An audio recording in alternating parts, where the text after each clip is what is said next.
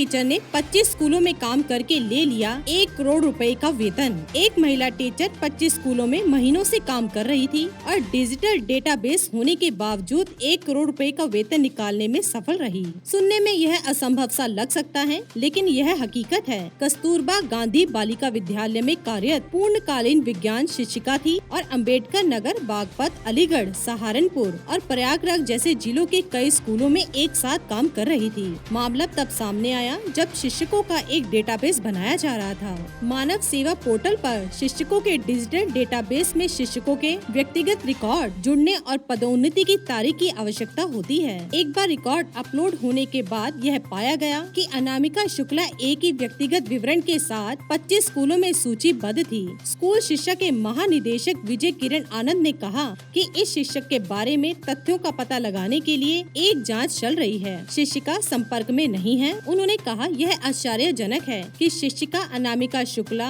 उत्तर प्रदेश के प्राथमिक विद्यालयों में शिक्षकों की उपस्थिति की वास्तविक समय पर निगरानी किए जाने के बावजूद ऐसा कर पाई। मार्च में इस शिक्षिका के बारे में शिकायत प्राप्त करने वाले एक अधिकारी ने कहा, एक शिक्षक अपनी उपस्थिति को कई जगह कैसे चिन्हित कर सकता है, जबकि उन्हें प्रेरणा पोर्टल पर ऑनलाइन उपस्थिति दर्ज करनी होती है। सभी स्कूलों में रिकॉर्ड के अनुसार शुक्ला 1 साल से अधिक समय तक इन स्कूलों में रोल पर थी। KGBV कमजोर वर्गों की लड़कियों के लिए चलाया जाने वाला एक आवासीय विद्यालय है, जहां शिक्षकों को अनुबंध पर नियुक्त किया जाता है। उन्हें प्रतिमाह लगभग 30,000 रूपए का भुगतान किया जाता है। जिले के प्रत्येक ब्लॉक में एक कस्तूरबा गांधी स्कूल है। अनामिका ने इन स्कूलों से वेतन के रूप में फरवरी 2020 तक 1 करोड़ रुपए ले लिए हैं। मैनपुरी के रहने वाली अनामिका शुक्ला को आखिरी बार फरवरी तक रायबरेली के KGBV में काम करते हुए पाया गया था, जब उनका फर्जीवाड़ा सामने आया था। रायबरेली में बेसिक शिक्षा अधिकारी आनंद प्रकाश ने कहा कि सर्व शिक्षा अभियान कार्यालय ने अनामिका शुक्ला नामक एक शिक्षिका के बारे में जांच करने के लिए 6 जिलों को एक पत्र जारी किया था।